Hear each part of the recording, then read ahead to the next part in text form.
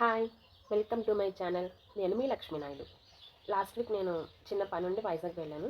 రిటర్న్లో నేను ఇంటికి వస్తున్నప్పుడు బస్సులో నా పక్కన ఒక పెద్ద ఆవిడ కూర్చున్నారు. ఆ పక్కన వాళ్ళ అమ్మాయి కూర్చున్నారు. అయితే కొంచెం ఆవిడ ఏజ్డ్ అనమాట. ఆవిడ రిపీటెడ్గా ఒకటే క్వశ్చన్ అడుగుతున్నారు. వాళ్ళ అమ్మాయి కూడా చెప్తుంది. అంటే నన్ను కూడా అడిగారు. ఇంకా వాళ్ళ అమ్మాయికి కోపం వచ్చిందో ఏమైందో తెలియదు కానీ వాళ్ళ అమ్మను కొట్టారు. ఫస్ట్ టైం కొట్టినప్పుడు ఇట్స్ ఓకే. సెకండ్ టైం కూడా కొట్టారు.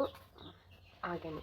థర్డ్ టైం కొట్టేసరికి నాకు చాలా ఆవిడండి మీకేం తెలియదు మీరు ఊరుకోండి అన్నారు. అయినా సరే పేరెంట్స్ని కొట్టకూడదండి, అది చాలా తప్పు అన్నాను. అరే మనము చిన్నపిల్లలుగా ఉన్నప్పుడు అదే మన పేరెంట్స్ మన పేరెంట్స్ని ఎన్నిసార్లు విసిగించుంటాము. కానీ వాళ్ళు మనతో అలానే బిహేవ్ చేస్తారా చెప్పండి. ఎంత చక్కగా అర్థమయ్యేలాగా వాళ్ళు ఎంత పనిలో ఉన్నా సరే మనకు అన్నీ చెప్తా ఉంటారు.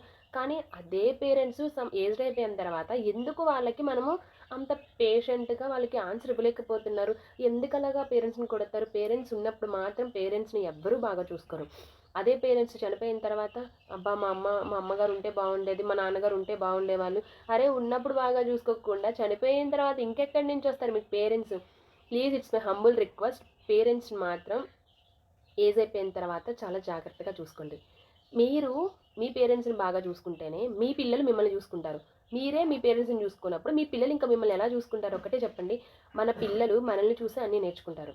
సో, ప్లీజ్ పేరెంట్స్ ఉన్న వాళ్ళకి ఎవ్వరికీ వాళ్ళ వాల్యూ తెలీదు. పేరెంట్స్ లేని వాళ్ళకి మాత్రమే ఆ వాల్యూ తెలుస్తుంది. సో, నాకు పేరెంట్స్ లేరు కాబట్టి నేను చాలా అంటే ఆమె బస్‌లో జరిగిన ఇన్సిడెంట్ చూసి నేను చాలా ఫీల్ అయ్యాను. సో, అందుకే నేను మీతో షేర్ చేసుకోవాలనిపించింది. ఇది ఎవరిని ఉద్దేశించి తీసింది కాదు. నా పర్సనల్ లైఫ్‌లో జరిగిన ఇన్సిడెంట్ కాబట్టి నేను మీతో షేర్ చేసుకోవాలనుకుంటున్నాను. మీకు కనుక నా వీడియో నచ్చినట్లయితే please like, share and subscribe.